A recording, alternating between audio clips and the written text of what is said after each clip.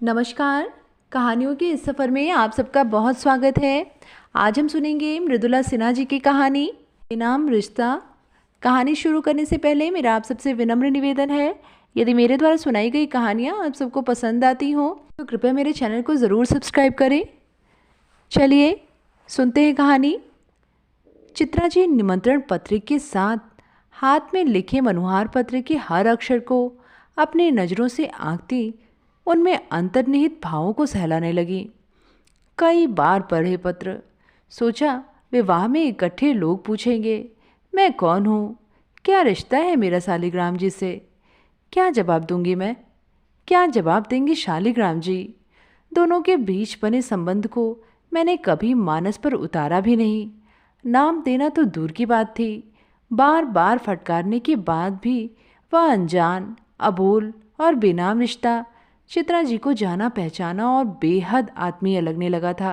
कभी कभी उसके बड़े भोलेपन से भयभीत अवश्य हो जाती थी और तब उस रिश्ते के नामकरण के लिए मानो अपने शब्द भंडार में इकट्ठे हजारों शब्दों को खंगाल जाती। नहीं मिला था नाम, और जब नाम ही नहीं मिला तो पुकारी कैसे। इसलिए सच तो यही था कि उन्होंने कभी उस रिश्ते को आवाज़ नहीं दी, रिश्ते के जन्म और अपनी ज़िंदगी के रुक जाने के समय पर भी नहीं, जिंदगी के पुनः चालित होकर उसकी भाग दौड़ में भी नहीं। शालिग्राम जी को कभी स्मरण नहीं किया। शालिग्राम जी ने तो बेनाम रिश्ते को याद रखने की पहल की थी। बहुत सोच विचार करने के बाद चित्रा जी ने भोपाल जाना तय कर लिया। बहुत दूर जाना था, बस और फिर ट्रेन की यात्रा, वह भी गर्मी में। शालिग्राम जी ने दूरभाष पर भी विश्वास दिलाया था, आपको कोई दिक्कत नहीं होगी। मेहमानों को ठहराने की व्यवस्था करते समय भी हमने मौसम का ध्यान रखा है। मैं समझता हूँ हमारे मेहमानों को कोई कष्ट नहीं होगा, और आप तो खास मेहमान हैं। चित्रा जी कुछ नहीं बोली। उन्होंने जब जाने का निश्चय ही कर लिया था तो कष्ट और आराम का क्या। शिमला बस स्टैंड पर वॉल्वो बस में बैठ गई थी। मोबाइल की घंटी बजी। शालिग्राम जी का फ़ोन था। उन्होंने कहा, आपकी बस के दिल्ली बस अड्डे पर रुकते ही हमारा एक आदमी मिलेगा, उसका नाम राकेश है, उसके पास आपकी रेल टिकट होगी। चित्रा जी ने कुछ नहीं कहा, इतना भी नहीं कि मैंने टिकट ले रखी है। और वैसा ही हुआ। उनकी बस के रुकते ही एक व्यक्ति अंदर घुसा। उसकी खोजी नज़र ने चित्रा जी को पहचान लिया। उनकी अटैची नीचे उतार कर बोला, आपके पास यदि कोई टिकट है तो मुझे दे दीजिए, मैं उसे कैंसिल करवा दूँ। एसी द्वितीय श्रेणी की टिकट रख लीजिए, ट्रेन शाम को निज़ामुद्दीन स्टेशन से जाती है, मैं आपको लेने आ जाऊंगा, मैं भी आपके साथ चल रहा हूँ। चित्रा जी ने उस व्यक्ति को स्लीपर क्लास की टिकट निकाल कर दे दी। वे 3 व्हीलर में बैठकर गोल मार्केट स्थित अपनी एक सहेली के क्वार्टर में चली गईं। शाम को सब कुछ वैसे ही घटा जैसा राकेश ने बताया था। सुबह सुबह गाड़ी की भोपाल जंक्शन पर रुकते ही एक नौजवान उनकी सीट तक आ गया। उनके पैर छूकर बोला, मैं दीपक हूँ, मेरे पिता का नाम शालिग्राम कश्यप है। चित्रा जी ने खुश रहने का आशीर्वाद दिया और उसके पीछे चल पड़ी। गाड़ी आगे बढ़ रही थी। रोड पर भीड़ के कारण कभी कभी उनका हॉर्न बजता। अंदर पूरी शांति बनी रही, कोई कुछ नहीं बोला। चित्रा जी उस नौजवान से बातें करना चाहती थी, पर शुरुआत कैसे करे। उस घर की चौहद्दी, आबादी, संस्कार और स्थितियाँ कुछ भी तो नहीं जानती थी। भोपाल शहर के बारे में पूछने की जा रही थी कि दीपक बोल उठा, मैं आपको आंटी कहूँ? तो आंटी, बारात आज शाम को आ रही है, लेकिन बारात है इसीलिए समय से ही आ जाएगी। मैंने सुना कि आप कल ही लौट रही हैं, आपके पास समय बहुत कम है। पिताजी ने कहा है कि आप भोपाल शहर पहली बार आ रही हैं, इसीलिए भोपाल भी तो देखना चाहेंगी। बड़ा सुंदर शहर है हमारा, आप जल्दी से तैयार हो जाइए, आपको मेरा मौसेरा भाई घुमाने ले जाएगा। ठीक है, इतना ही बोल पाई चित्रा जी। मन तो उस व्यक्ति के प्रति आभार प्रकट करने का बनाया था। उनकी इतनी चिंता करने वाले नौजवान को शाबाशी भी दी जा सकती थी, पर वे कुछ नहीं बोली। दीपक बोला, मेरे पिताजी आपकी बहुत प्रशंसा करते हैं, कहते हैं आप साक्षात देवी के अवतार हैं।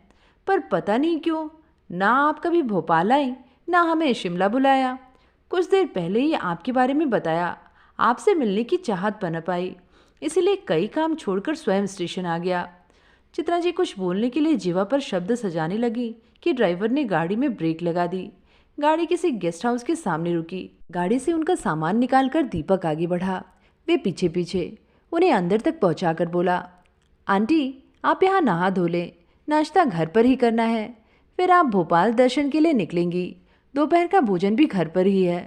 भोजन के बाद फिर यहाँ आराम करिएगा, शाम को तो शादी ही है। चित्रा जी कुछ नहीं बोली। दीपक के कमरे से निकलने पर अवश्य उसके पीछे गईं।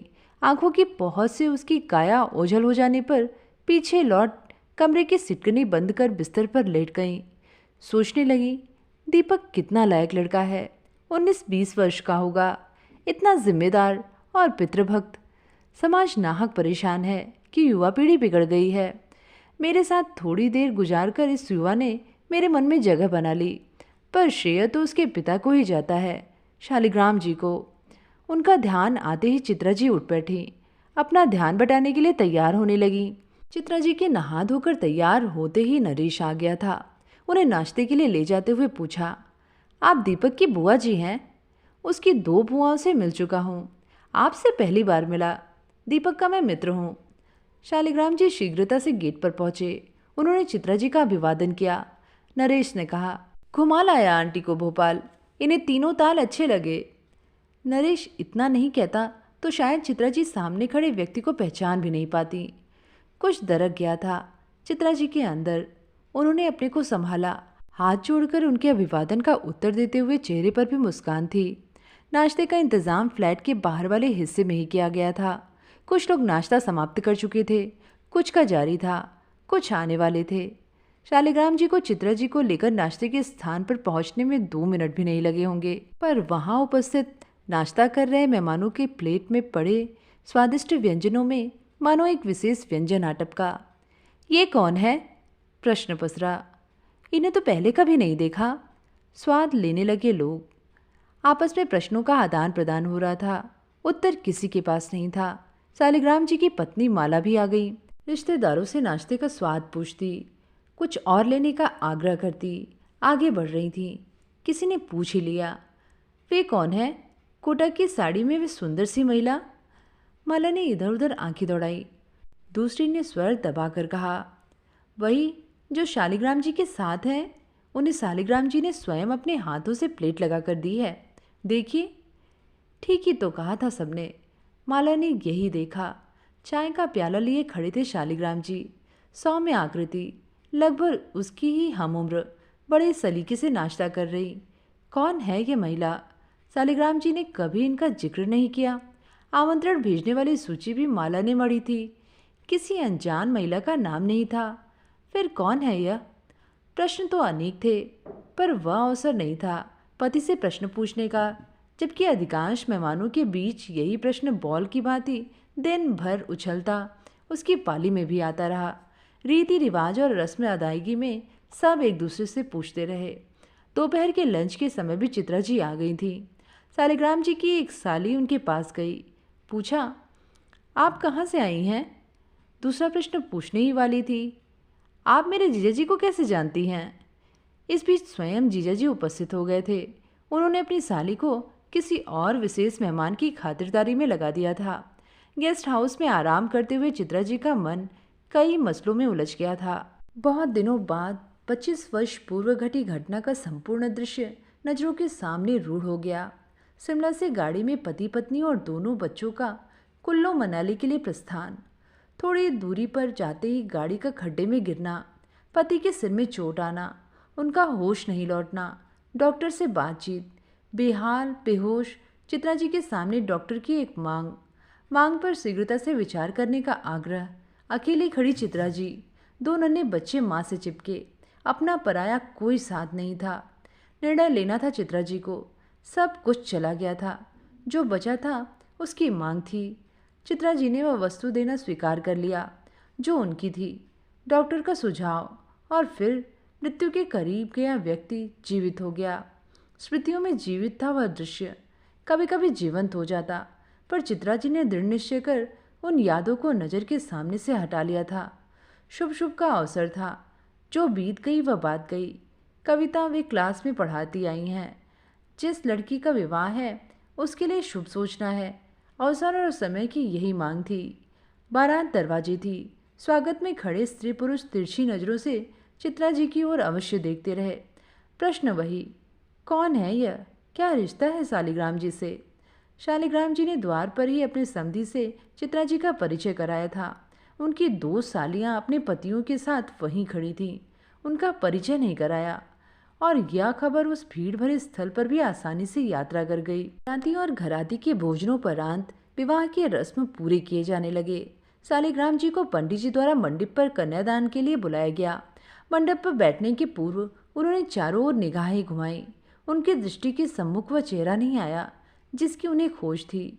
उनके आसपास मंडप पर बैठी उनकी बहनों और सालियों ने भांप लिया था। 2-3 एक साथ बोल पड़ी, वहाँ है आपकी मेहमान। देखा माला ने भी मानो खींच कर बोली, अब बैठ जाइए, मन चित्त लगाकर कन्यादान करिए। इसी काम के लिए मेहमान और सारा इंतजाम है, बैठिए। शालिग्राम जी ने ऊंची आवाज में कहा। चित्रा जी, आप इधर आइए, मंडप पर बैठिए। मेरी बेटी को आपका विशेष आशीर्वाद चाहिए। चित्रा जी अंदर से हिल गईं। ऊपर से उपस्थित जनों की निगाहों के तीरों ने बिध दिया। वे परेशान तो थीं ही। अपने स्थान पर खड़ी होकर बोली, आप लोग शुभ कार्य के लिए वहां उपस्थित हुए हैं, बेटी का कन्यादान करिए। मुझे यहीं बैठना है। मैं विधवा हूँ, मेरा सुहाग नहीं है। समाज ऐसी महिला को किसी सौभाग्यकांक्षिणी को सुहाग देने की मनाही करता है। मैं दिल से आपकी बेटी का शुभ चाहती हूँ, इसीलिए दूर बैठी हूँ। आप अपना पुनीत काम पूरा करें, मेरी चिंता छोड़ दें। वे बैठ गईं। मैं नहीं मानता ऐसे समाज के विधान को। मेरे परिवार के लिए, मेरी बेटी के लिए आपसे बढ़कर कोई शुभ नहीं हो सकता। आपकी कृपा के बिना तो मैं ना होता और ना मेरी बेटी। आइए, आप मेरी प्रार्थना मानकर मेरी बेटी का कन्यादान करिए। फिर तो पंडित जी भी परेशान हो गए। बोले, शालिग्राम जी, आपकी मेहमान महिला ठीक कह रही हैं। आप कन्यादान करिए, अपनी पत्नी को साथ बैठाइए। मंडप पर बैठी सभी महिलाएं सुहागिन ही हैं। शालिग्राम जी बिफर पड़े। आप सब आज सुबह से चित्रा जी का परिचय कराने के लिए परेशान हैं। आपके बीच तरह तरह की अटकलें लग रही हैं। कार्य व्यस्तता में भी मैं आपके प्रश्नों के वाणों से बितता रहा। जब तक मैं उनका परिचय न दे दूं, आप सबों का ध्यान भी विवाह के रस्म रिवाज पर केंद्रित नहीं होगा। तो सुनिए। और जो कुछ शालिग्राम जी ने सुनाया, सुनकर वहां बैठे उपस्थित लोगों के प्रश्न तो चुके ही, वे सब चित्रा जी के प्रति नतमस्तक हो गए। वे अबाक रह गए।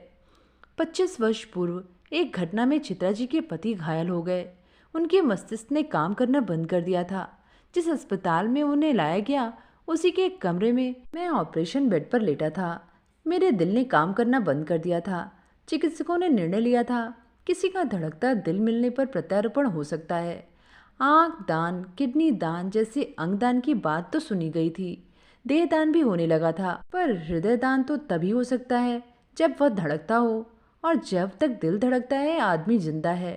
भला जीवित का हृदय कोई क्यों दान करे? चित्रा जी के पति का दिल धड़क रहा था, मस्तिष्क ने कार्य करना बंद कर दिया था। डॉक्टर शर्मा ने इनसे अनुरोध किया, आपके पति को अब हम नहीं बचा सकते, पर आपकी सहमति हो तो इनका दिल किसी और के शरीर में प्रत्यारोपित किया जा सकता है। वह जिंदा हो सकता है। सुझाव सुनकर चित्रा जी पर क्या बीती मुझे नहीं मालूम, और किसी ने जानने की कोशिश भी कि नहीं, मालूम नहीं। चित्रा जी ने अनुमति दे दी थी। मेरा दिल पिछले 25 वर्षों से धड़क रहा है। यह मेरा नहीं, इनके पति का दिल है। पर पिछले 25 वर्षों में इन्होंने एक बार भी एहसान नहीं जताया। इन्होंने तो मुझे तब भी नहीं जाना, न देखा था। मैंने भी नहीं। इन्होंने कभी मुझे ढूंढने की कोशिश भी नहीं की। पर मैं बहुत बेचैन था। जीवन देने वाले के प्रति आभार भी नहीं प्रकट कर सका। 2 वर्ष पूर्व इनके शहर में गया। डॉक्टर शर्मा मिल गए। मेरा दुर्भाग्य कि इनसे तब भी भेंट नहीं हो सकी। डॉक्टर शर्मा से इनका मोबाइल नंबर मिल गया। फ़ोन पर ही मैंने इन्हें अपना परिचय दिया, मनुहार पत्र लिखा, फिर निमंत्रण। बहुत आग्रह करने पर ये मेरी बेटी के विवाह पर आई हैं। मैंने भी इनको आज सुबह ही पहली बार देखा। अब आप ही सोचिए पंडित जी, हमारे परिवार के लिए इनसे बढ़कर शुभ और कौन होगा? मेरे विवाह और मेरे बच्चे होने के पीछे भी यही तो है। मैं हूँ तभी तो सब है। कन्यादान के रस्म के समय तो सबकी आंखें भरती हैं। शालिग्राम जी ने तो कन्यादान की पूर्व ही उपस्थित सभी आंखों में पानी भर दिया। माला मंडप पर से उठी, सीधे चित्रा जी के पास पहुंची, पैर छूकर आशीष लिए और हाथ पकड़कर मंडप पर ले गई। महिलाओं के झुंड ने आंसू पोंछकर गाना प्रारंभ किया। शुभ हो, आज मंगल का दिन है। शुभ हो, शुभ बोलो अम्मा, शुभ बोलो पापा, शुभ नगरी के सब लोग, शुभ हो शुभ। रिश्ते को नामकरण की आवश्यकता नहीं पड़ी। अनेक रिश्तों से भरा था प्रांगण, पर सबसे ऊंचा हो गया था शालिग्राम जी और चित्रा जी का रिश्ता। बेनाम था तो क्या। तो ये थी कहानी बेनाम रिश्ता। कहानी आप सबको कैसी लगी नीचे कमेंट में लिख के ज़रूर बताइएगा। फिर मिलेंगे एक नई कहानी के साथ। धन्यवाद।